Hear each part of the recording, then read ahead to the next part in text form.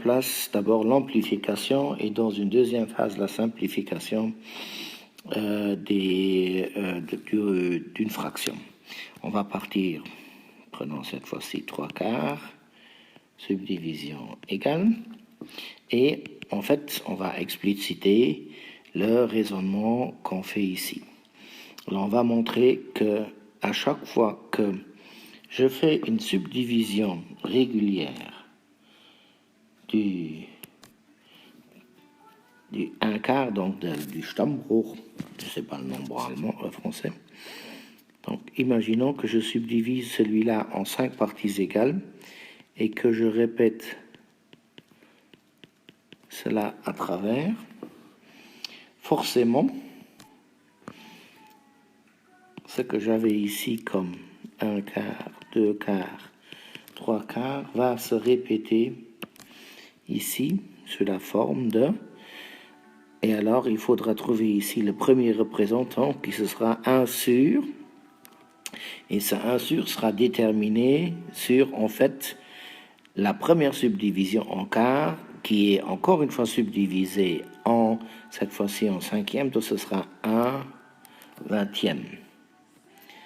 Forcément, lorsque je serai à 2/4 ici, je serai à 10/20, 15/20, 20/20, en rappelant que ici je serai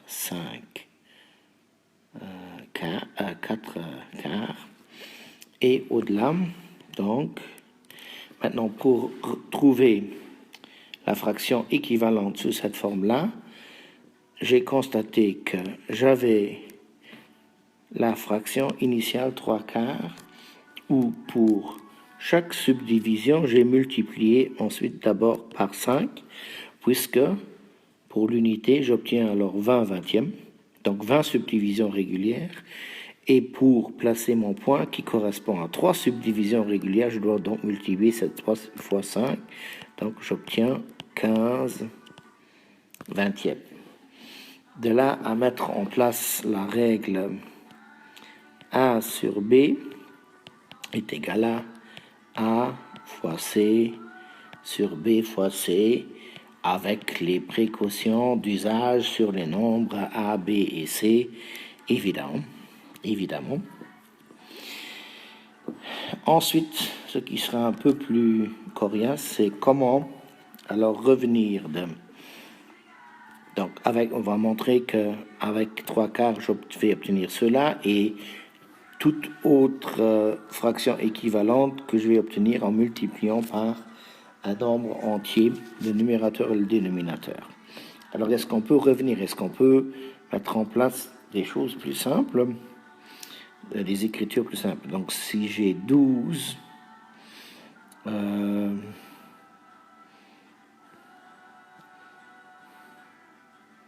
28e, est-ce que je peux mettre cela en place? Alors forcément, si j'ai ici 1, alors les 28e,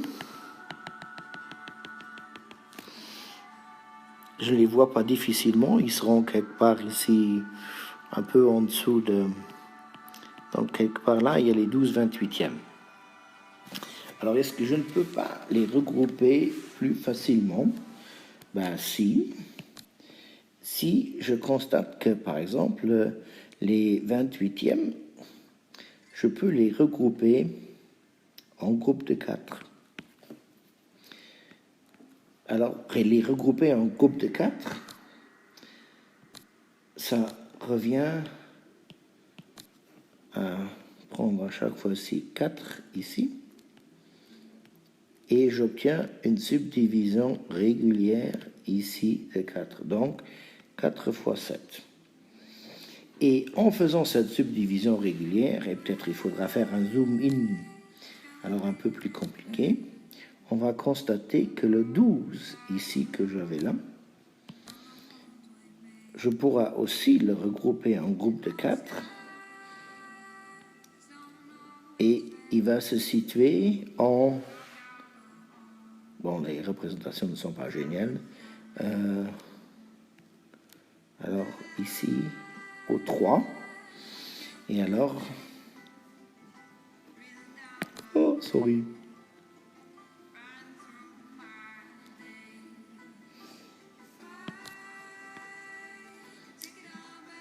Bien évidemment,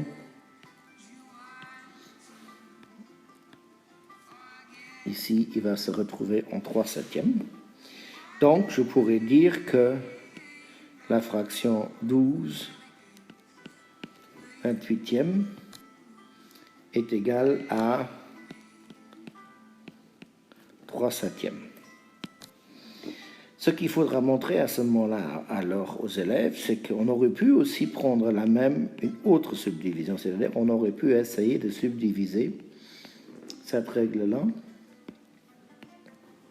à nouveau en les 28e ici, en groupe de 7.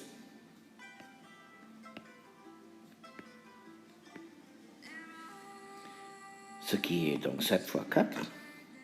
Le problème est que les 12/28 que j'ai ici, ils ne se situent pas. Là, il y a les 12/28 et là, il y a le premier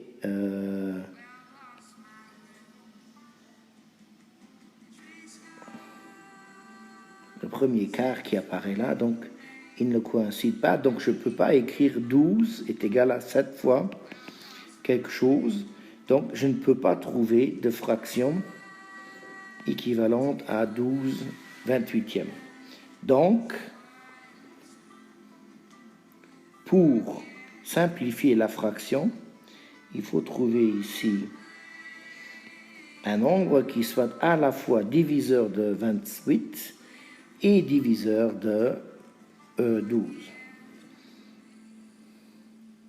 En tant qu'exercice, on pourra prendre des exemples de simplification ou d'amplification assez faciles.